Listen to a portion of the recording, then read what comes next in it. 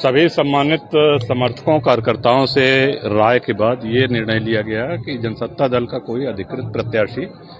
कौशाम्बी और प्रतापगढ़ लोकसभा में नहीं लड़ रहा है। ऐसी स्थिति में और किसी से अलायंस भी नहीं हुआ है, तो ऐसी स्थिति में सभी सम्मानित मतदाता उनकी जहां इच्छा हो, जिस भी दल को, जिस भी प्रत्याशी को वो मतदान करना चाहें, अपना आशीर्वाद देना चाहें, वो जाकर के आपसे मिलने आए थे भैया? दोनों प्रत्याशी मिलने आए थे, सपा के भी और भाजपा के भी। राजा भैया का यह बयान कल से सोशल मीडिया पर जबरदस्त वायरल हो रहा है और उसके बाद मीडिया में इस खबर के, इस बाइट के आने के बाद मेन स्ट्रीम मीडिया ने यह बताया कि किस तरह से प्रयागराज, कौशाम्बी और प्रतापगढ़ में राजा भैया ने समाजवादी पार्टी को वोट करने के लिए कहा है।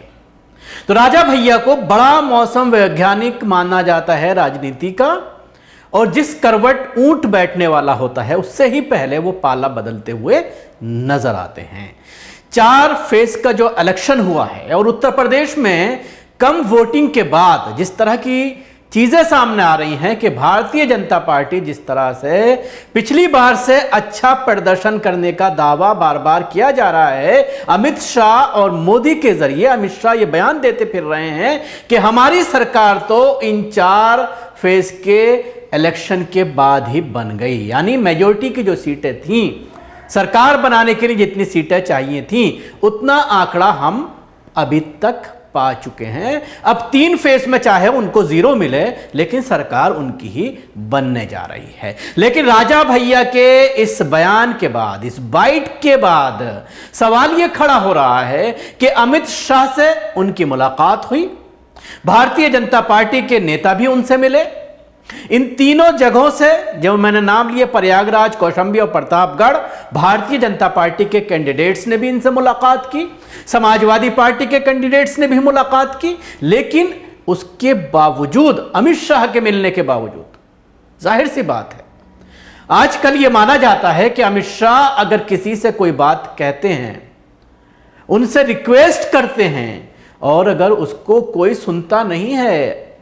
अनसुना कर देता है, उनकी बात को मानता नहीं है, तो फिर उसका जेल जाना तय है। उसके ऊपर ईडी, सीबीआई, इनकम टैक्स, तमाम तरह के डिपार्टमेंट लगा दिए जाते हैं। लेकिन इस डर के बावजूद राजा भैया ने ये एक बड़ा फैसला लिया है, एक बोल्ड फैसला लिया है, जो ये दर्शाने के लिए काफी है कि अब मोदी सरकार किसी कीमत पर बनने वाली नहीं है और उन्हें कोई डर नहीं है, क्योंकि उन्हें लगता है कि इस बार मोदी सत्ता में नहीं आ रहे हैं, अमित शाह होम मिनिस्टर दोबारा से नहीं बनने जा रहे हैं, जिसकी वजह से उनके ऊपर कोई ईडी या किसी तरह की जांच नहीं हो सकती। और इसी की वजह से उन्होंने खुलकर के फैसला किया है कि वो समाजवादी पार्टी को लोग वोट करें, क्योंकि अगर वो,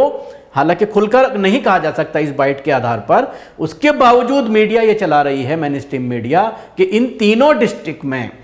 प्रयागराज, कौशाम्बी और प्रतापगढ़ में यह फैसला लिया गया है राजा भैया के जरिए कि समाजवादी पार्टी के जो कैंडिडेट हैं लोकसभा के, उनका समर्थन किया जाएगा, उनको, उनका जो वोटर है, जो उनका कैडर है, वो उनका समर्थन करेगा, उनको वोट देगा। उन्होंने ये कहा कि मैं किसी पार्टी को वोट देने के लिए नहीं कहूँगा, जो जिसको चाहे वोट दे, जिसको जो कैंडिडेट अच्छा लगता है। मैं अपने समर्थकों से ये कहूँगा, मैं अपने वोटरों से ये कहूँगा, जो मेरी कॉन्स्टिट्यूंसी के लोग हैं, कि वो जो उनको बेहतर लगता है वो करें। और राजा भैया का ऐसा नहीं है कि सिर्फ कॉन्स्टिट्यूंसी में ही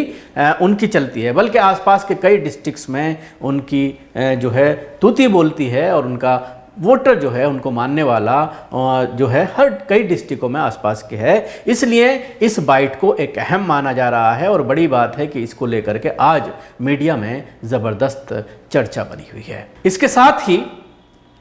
कुछ एक वीडियो मैं आपको और दिखाना चाहूँगा, दिल्ली का है, दिल्ली के इनकम टैक्स ऑफिस का है, जहाँ पर कल आग लग गई, एक